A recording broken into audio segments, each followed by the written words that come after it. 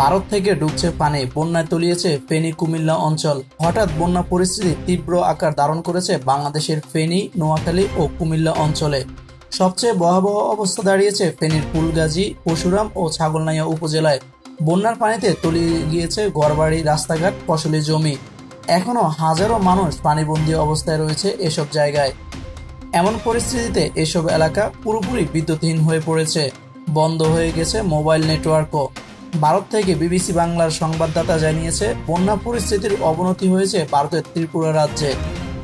বন্যায় সেখানে এখন পর্যন্ত 7 জনের মৃত্যুর খবর নিশ্চিত করেছে সেখানকার বিপর্যয় অধিদপ্তর।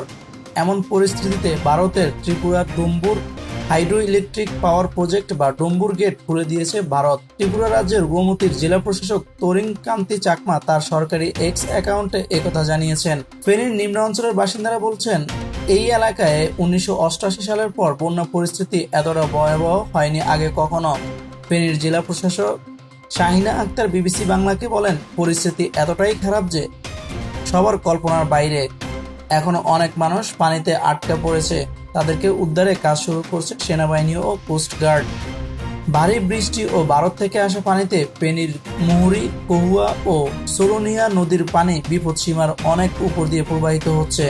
বাংলাদেশ বন্যা পূর্বাভাস ও সতর্কীকরণ কেন্দ্রের নির্বাহী প্রকৌশলী সর্দার উদয় রায়হান জানান, খোয়াই, ধোলাই, মুহুরী, হালদা ও কুশিয়ারা নদীর পানির সমতল বৃদ্ধি পাচ্ছে। আগামী 24 ঘন্টা তা অব্যাহত থাকতে পারে।